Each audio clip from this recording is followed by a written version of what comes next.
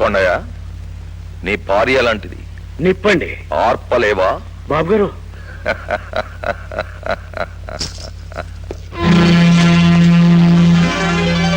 నీ భార్యకి ఏం తెలుసో మనకు తెలియదు. ఆవిడ కోర్టులో ఏం చెప్తుందో అంతకంటే తెలియదు. ఎరా, నీ భార్య చస్తే నీకేమైనా నష్టమా? బాబు గారు, ఆవేశపడకుండాయా. కోడి మాంసం తినడానికి అలవాటు పడ్డ మనిషి పక్కింటి కోడి పుంజునైనా సరే, సొంతింటి కోడి పెట్టనైనా సరే అంతే ఆప్యాయంగా కోసుకు తినేస్తాడు. అంచేత హత్యలు చేయడానికి అలవాటు పడ్డ మనిషి స్వపర భేదాలు చూసుకోకూడదు. అంచేత నీ పెళ్ళం మీద జాలి మర్చిపోయి నీ మీద ప్రేమ పెంచుకో. నీకు కావలసినంత డబ్బు, నువ్వు పట్టుకెళ్ళగలిగినంత డబ్బు తీసుకెళ్ళు. కానీ భార్య మాత్రం కోర్టుకు రాకూడదు. ఆమె సహజంగా, అతి సహజంగా మరణించాలి. పని పూర్తయ్యాక పట్టుకెళ్ళాను. అయ్యా, ఆ, వీడి పెళ్ళం కన్నీళ్లకు లొంగిపోయి అప్రూవర్ గా మారిపోయి వీడి పెళ్ళం కలిసి కోర్టులో మన మీద వ్యతిరేకంగా సాక్ష్యం చెప్తారేమో అని నాకు డౌట్ గా ఉంది. వాడు అలా మారినా ఎదుర్కోవడానికి సిద్ధంగానే ఉన్నానయ్యా. ఎలా? కేసు నీ మీదకి తిప్పించేస్తా. ఇంకేమైనా డౌట్లు ఉన్నాయా? ఏదైనా డౌట్ లేదండి.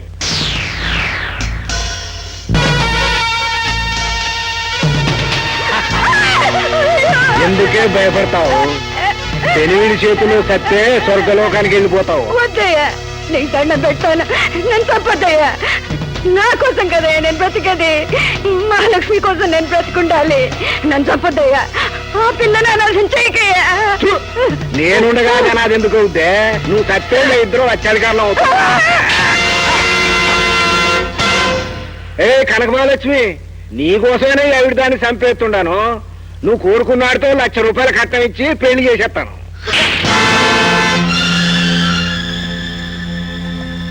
నాకు ఊగ తెలిసిన దగ్గర నుంచి ప్రతిరోజు మా రక్త మాంసాలు తిని బ్రతుకుతున్నావే గాని ఏనాడైనా మా సంతోషం కోసం ఒక్క పనైనా చేసావా? నువ్వు తాగుబోతువైనా, జూదగాడివైనా, కసాయివాడివైనా కన్న తండ్రివని ఇన్నాడు నిన్ను భరించాను. కానీ ఈరోజు 15 ఏళ్లుగా మంచాన పడి కూడా నీకు సేవలు చేయాలని తాపత్రయపడే ఆవిటి తల్లిని నువ్వు నిర్దాక్షిణ్యంగా చంపాలని చూస్తున్న ఈ రోజు మాత్రం నువ్వు నా కన్న తండ్రివే కాదు, వెళ్ళిపో. ఇలాంటి రాత్రి బ్రతికుంటే మా ప్రాణాలకి భద్రం లేదు. ఇక్కడి నుంచి వెళ్ళిపోరా, ఇక్కడి నుంచి వెళ్ళిపో. నన్నే ఇంట్లోంచి వెళ్ళిపోమన్నాక నిన్ను బతకనిస్తాను.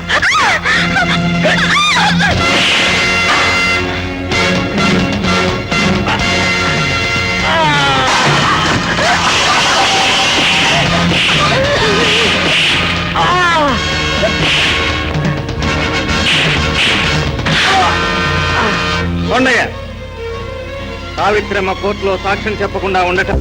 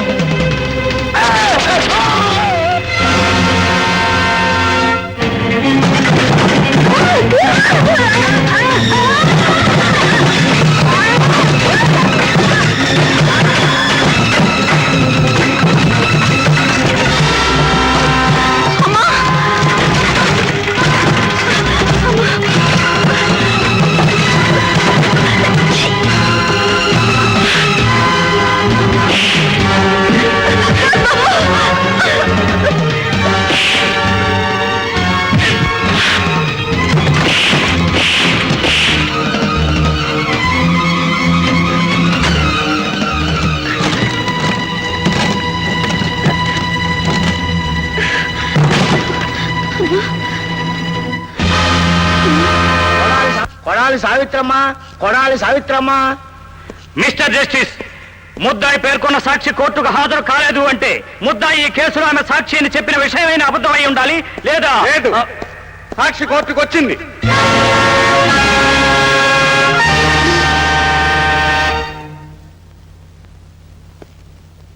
ఈ అవిటి మనిషి ప్రాణాలు కాపాడి న్యాయస్థానానికి తీసుకురావటానికి నేను చిందించిన రక్తమే నా కన్న తల్లి ఆవేదన నిజమని నిరూపించడానికి ఆధారం న్యాయమూర్తి గారు.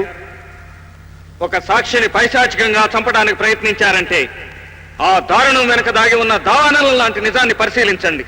మిస్టర్ జస్టిస్, మీ వెనక ధర్మదేవత ఉంది. గంతలు కట్టి ఉన్న ఆ కళ్లకు ఈ సంఘంలోని కుట్రలను కుయుక్తులను చీల్చి చూడగల శక్తి ఉంది. ఆ ధర్మదేవత సాక్షిగా ఈ సాక్షిని ప్రశ్నించి నా తల్లికి న్యాయం చేకూర్చండి. సాక్షిని ప్రశ్నించడానికి భూమిలో ప్రవేశపెట్టండి. సావిత్రి గారు, 1970వ సంవత్సరం మే నెల 7వ తారీఖున షుగర్ ఫ్యాక్టరీ యజమాని శ్రీకాంత్ గారిని హత్య చేశారు. ఆ రోజే మరో హత్య జరిగింది. లోగడ ఆ హత్యను మౌనంగా అంగీకరించిన ఈ ముద్దాయి ఇప్పుడు ఆ హత్యలకు కారణం శ్రీ బసవప్ప గారేనని, అందుకు సాక్ష్యం మీరేనని చెప్తోంది. అందులో ఏది నిజం? బసవప్ప చంపాడన్నదే నిజం. ఈ విషయం 14 సంవత్సరాల క్రితం కోర్టులో ఎందుకు చెప్పలేదు? అప్పుడు నేను కోర్టుకు రావాలని అనుకున్నాను, కానీ నా భర్త కోర్టుకు రానివ్వకుండా నన్ను అవిటి దాన్ని చేశాడు. లోకానికి పక్షవాతం వచ్చిందని చెప్పాడు.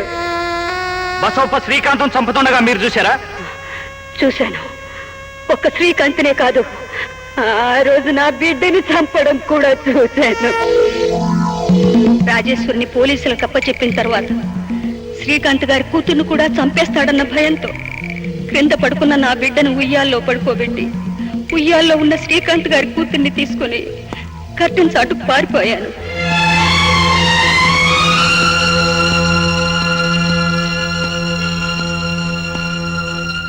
బసవప్ప లోపలికి వచ్చాడు. నా బిడ్డనే శ్రీకాంత్ గారి కూతురు అనుకుని చంపటానికి ఉయ్యాల దగ్గరికి వెళ్ళాడు. పసిదాన్ని కూడా పైలోకానికి పంపించేస్తే ఈ ఫ్యాక్టరీకి నేనే ఏకైక అధిపతినైపోతాను.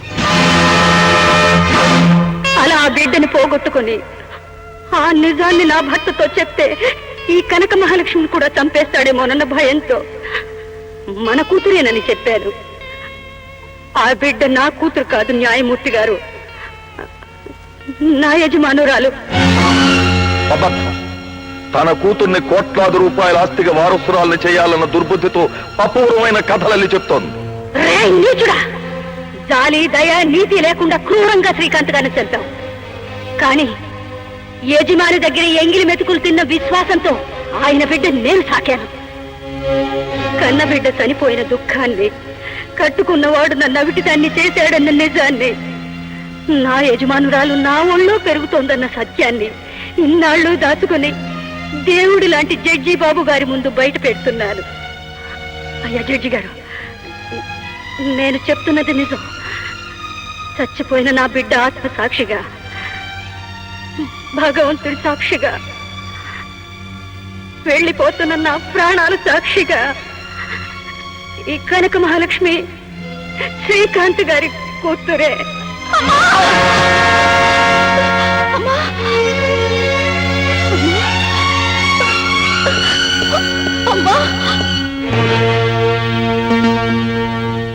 Mister justice, she is dead.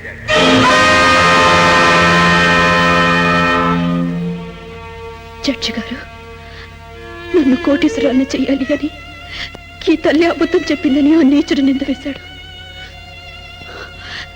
నాకు ఈ ఆస్తి ఐశ్వర్యం ఏమీ అక్కర్లేదు. మీ న్యాయశాస్త్రాలు అంగీకరిస్తే, మన హిందూ ధర్మం ఒప్పుకుంటే నేను ఈమె కన్న బిడ్డ నేను తీర్పు చెప్పండి, ఈమె నా తల్లి అని తీర్పు చెప్పండి. నాకు ఈ ఆస్తి ఇవ్వమని అడగటం లేదు, పోయిన నా తల్లి ప్రాణాలు తెచ్చి ఇవ్వమని అడగటం లేదు. కేవలం నేను ఈమె బిడ్డ నేను తీర్పు చెప్పమని అడుగుతున్నాను. చరిత్రలో ఈమె బిడ్డగానే మిగిలిపోతాను. ఈమె బిడ్డగానే యజమాని ఉప్పు తిన్నానన్న విశ్వాసంతో తన కన్న బిడ్డని కళ్ళ ముందే చంపుతున్నా నోరెత్తలేదని చెప్పి చనిపోయిన ఈ సావిత్రమ్మను చూసి డబ్బు చుట్టూ తిరుగుతున్న ఈ ప్రపంచంలో ఉండి కూడా తనకు ఐశ్వర్యం అక్కర్లేదని ఆ పేద తల్లిని తన తల్లిగా ప్రకటించమని కోరుకున్న ఈ కనక మహాలక్ష్మిని చూసి ప్రపంచ దేశాలలో భారత స్త్రీకి ఎందుకు ఇంత ఉన్నత స్థానం కల్పించారో అర్థమవుతోంది. I'm really proud of my Indian lady. Now the judgement. ముద్దాయి రాజేశ్వరి శ్రీ బసవప్పను హత్య చేయబోయింది అన్న వాదాన్ని ప్రాసిక్యూషన్ వారు నిరూపించగలిగారు. కానీ అప్పటి ఆమె మానసిక పరిస్థితిని ఆలోచించమని సాక్షి బోసుబాబు చేసిన విజ్ఞప్తిని పురస్కరించుకుని ముద్దాయి మానసిక రుగ్మతతో ఉన్నదని విశ్వసించి వైద్యులు సీజోఫీనియా అనే వ్యాధితో ఆమె బాధపడుతోందని ధ్రువపరచబట్టి ముద్దాయి రాజేశ్వరిని విడుదల చేయడమైంది. రాజేశ్వరి సావిత్రి కథనాల ప్రకారం శ్రీకాంత్ హత్య తాలూకు వివరాలను, కుమారి కనక మహాలక్ష్మి షుగర్ ఫ్యాక్టరీకి అసలైన యజమానురాలా అన్న విషయాలను సిబిఐ ద్వారా విచారణ జరిపించవలసిందిగా ప్రభుత్వానికి రికమెండ్ చేయడమైనది. అమ్మా, వద్దమ్మా, అలా కన్నీళ్లు పెట్టొద్దు. ఒక కంట రక్తాన్ని, ఒక కంట కన్నీటిని కురిపించి నువ్వు సాధించాలనుకున్నది నేను సాధిస్తానమ్మా. ఏ శిక్ష నుంచి బసవప్ప తప్పించుకున్నాడు ఆ శిక్ష వాడు అనుభవించేలా చేస్తాను. ఒకవేళ వాడు న్యాయానికి సమాధి కడితే వాడి సమాధి నేను కట్టిస్తానమ్మా. చూడమ్మా, అమ్మ ఎట్టుంటదో, అమ్మ చేత్తో గోరు ముద్దలు ఇడితే ఎట్టుంటదో, అమ్మ ఒళ్ళో ఆదమరిచి నిద్రపోతే ఎట్టుంటదో, ఏ ఎర్రకండ పెరిగాడమ్మా నా మనవడు. ఆ బసప్పగాడి మీద కడుపు మంట తగ్గించుకుని కన్న బిడ్డ మీద ప్రేమ చూపించు. మావయ్య గారు, నా పగని తన పగగా మార్చుకుని ఆ నీచుణ్ణి ఉరికంబం ఎక్కిస్తానని నా బిడ్డ అన్న మరుక్షణంలోనే నా మనసులోని పాషాణం కరిగిపోయింది. ఇక నుంచి ఈ బిడ్డకి మాతృమూర్తిగానే మిగిలిపోతాను. అమ్మా,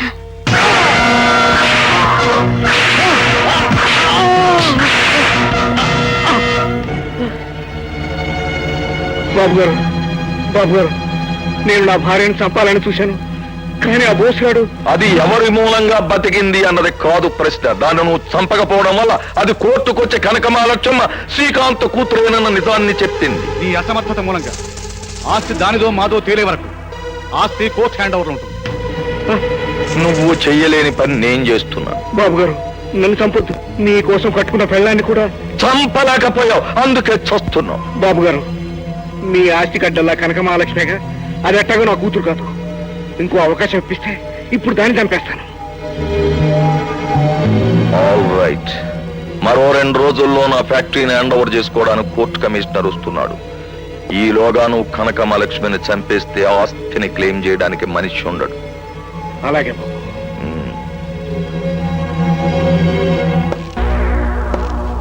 శోభనాద్రి, ఈ కొండయ్య తప్పించుకోకుండా నీ మనుషుల్ని ఏర్పాటు చేయి. ఏమిటి ఆలోచిస్తున్నావు? ఎక్కడ పుట్టి ఎక్కడ పెరిగి ఎక్కడికి చేరను అని తలుచుకుంటే అంత అయోమయంగా ఉంది. నాన్న వాళ్ళు నీకు దూరం అయినా నేనున్నా కోటీశ్వరుడు కూతురుగా నిన్ను పూలబాట మీద నడిపించలేకపోయినా ఖబర్దార్ కనక మహాలక్ష్మిలా నా గుండెల్లో దాచుకుంటాను.